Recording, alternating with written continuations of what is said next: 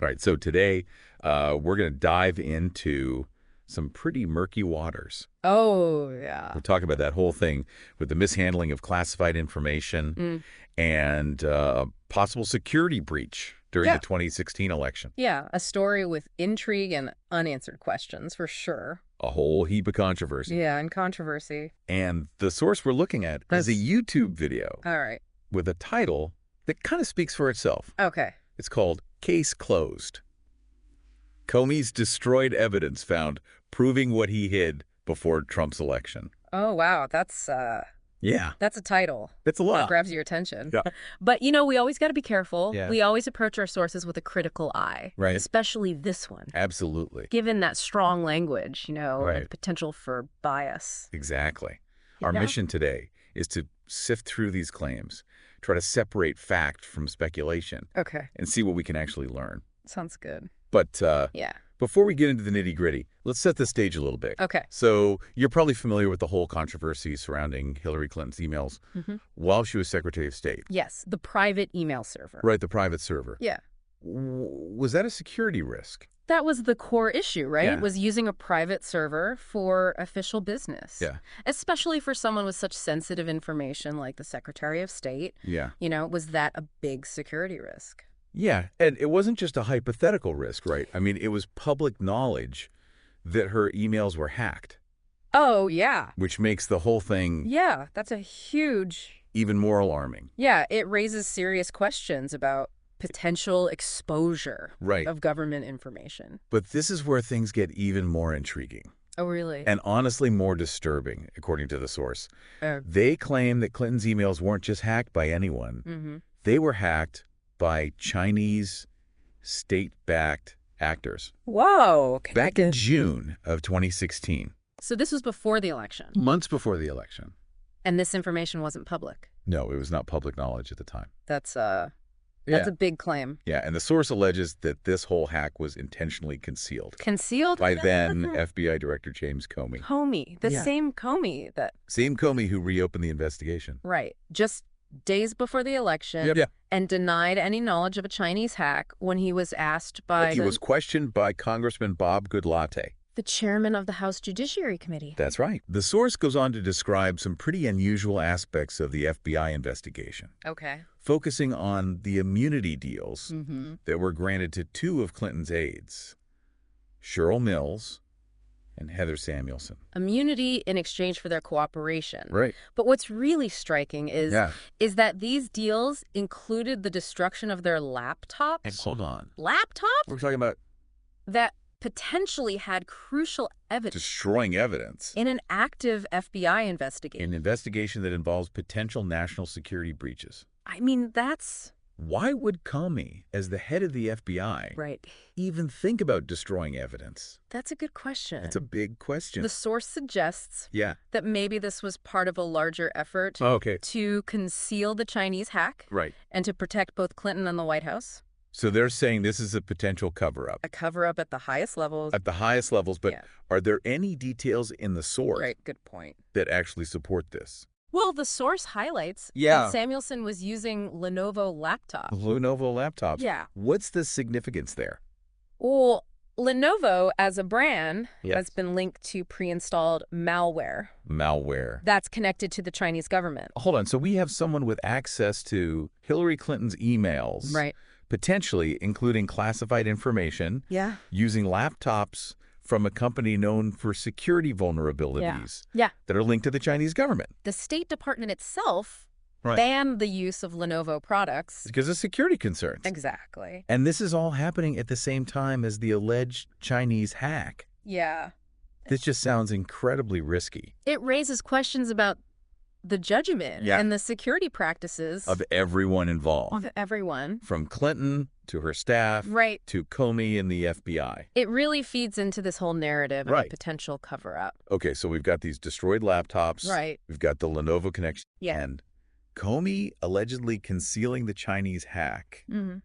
But where does Congressman Goodlatte fit into all of this? Oh, yeah. So He asked Comey about the possibility of Chinese hacking, right? they did. And this was in October 2016, Weeks before the election. just weeks before the election. Yeah.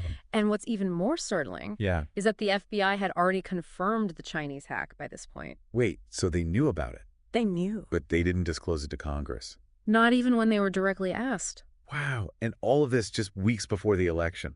It's a pretty disturbing picture It really is. of potential, political maneuvering, Right. a disregard for transparency The highest levels. at the highest levels of government. It feels like there's a lot more to this story than we initially knew, Yeah, but we're working with one source here. right, It's a YouTube video. right.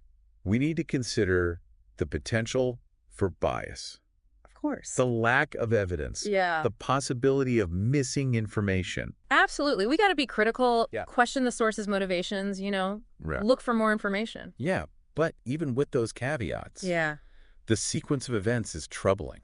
it is. The destroyed laptops, Yeah. the Lenovo connection, Mm-hmm. the alleged concealment of the hack from Congress.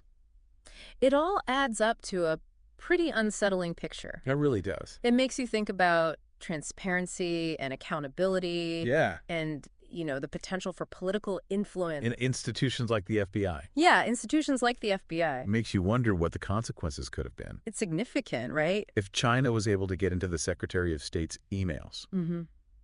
what could they have accessed?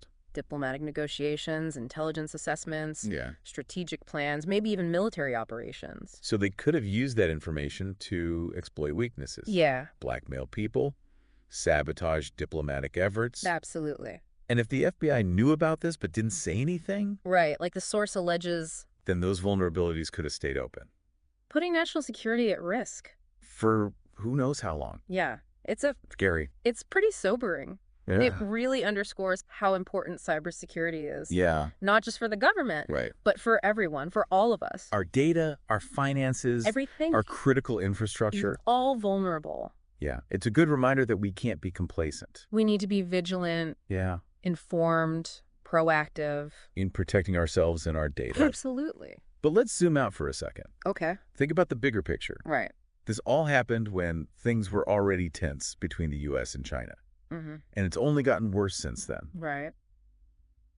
How do you think this alleged hack might have influenced those relations? That's a great question. Did it contribute to that growing distrust Yeah. between the two superpowers? If they were able to hack a high-ranking official, Yeah. someone involved in foreign policy, Yeah. that would definitely impact those relationships. Right. More suspicion, less trust. Makes cooperation harder, Exactly. especially with the U.S. and China competing for influence. Yeah, any incident just escalates tensions. So cybersecurity isn't just a technical issue. Right. It's tied in with geopolitics. Absolutely. And as technology keeps advancing Yeah. and those lines between the physical and digital worlds get blurrier. It's only going to get more frequent Right. and Right. probably more consequential. So what can we even do? Well, it starts with awareness. Okay. We need to understand the risks, Mm-hmm. educate ourselves. About cybersecurity. Exactly. Correct. And we need to demand more transparency from our leaders. Yeah, hold them accountable. Yeah, You accountability. can't just wait for another hack You're right. or a breach. We have to be proactive. Exactly. We're not reactive. But let's get back to the source for a minute. Sure. You know it's a YouTube video, Uh-huh. and we've talked about looking at it critically. Right. Do we know anything about the person who made the video? You mean their background? Yeah, their background, their credibility. We have to be careful. You're right. Yeah. Unfortunately, the transcript doesn't give us a lot of information. So how can we evaluate this information? Well, we don't have to dismiss it entirely. Okay. We can still analyze it, Right. see if it's consistent, Okay. compare it to other sources. Yeah. It's all about being a critical consumer of information. So even though we have a limited source, Mm-hmm. we can still be critical thinkers. Exactly. Does it make sense? Yeah. Does it line up with what we know? What other perspectives are we missing? These are all good questions to ask. Yeah. Not just for a YouTube video, Right. but for anything new we see. Especially online. Yeah, it's so easy to get caught up in a story Yeah, but we got to step back. and think critically. So where does this leave us?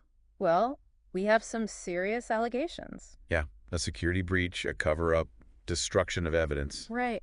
But we got to remember We're working with a limited source, one source. and there could be bias or missing information. We're left with these claims that raise serious questions. about classified information. And the actions of those in power. Yeah, it needs more investigation. Like a puzzle with missing pieces. Exactly. We have a glimpse of something potentially disturbing. But we need more to see the full picture. And that's where you come in, listener. Right. This deep dive is just the beginning. The starting point. It's up to you to dig deeper, do your own research, Absolutely. find additional perspectives, Don't just take our word for it. explore these claims, Look for evidence. consider other explanations. And come to your own conclusions. That's what makes this so engaging. It sparks your curiosity. Makes you an active participant. In the search for truth. And remember, Yeah. this is just one piece of the puzzle. The 2016 election was complicated. There are still a lot of unanswered questions. So keep asking those questions. Keep researching. Keep an open mind. The truth is out there. It's waiting to be uncovered. Well said. Now, before we wrap up, Yeah. I want to leave you with one final thought. Okay. We've talked about the implications of the hack, the cover-up. Right. But what about the legal and ethical side of this? What do you mean? We're talking about potential obstruction of justice, Oh, wow. destruction of evidence, Yeah. granting immunity in exchange for erasing incriminating information. That's a complicated. A legal and ethical minefield. Yeah, it really makes you think. Yeah. Where's the line between national security and individual rights? Right. How do we make sure people are held accountable? Especially powerful people. Yeah, and how do we protect our institutions from manipulation? These are big questions. Yeah, they are. They go way beyond this one case. They do. It's about how we function as a society. Yeah. How we balance security and freedom, Mm-hmm. and how we hold those in power accountable. Absolutely. And these questions, Yeah. they don't have easy answers. No, they don't. They need careful consideration, dialogue, Right. a commitment to justice and fairness. Well said. This deep dive has been It's been a journey. a winding path. Yeah, with lots of twists and turns. So many unanswered questions. True. But it's a good reminder About what?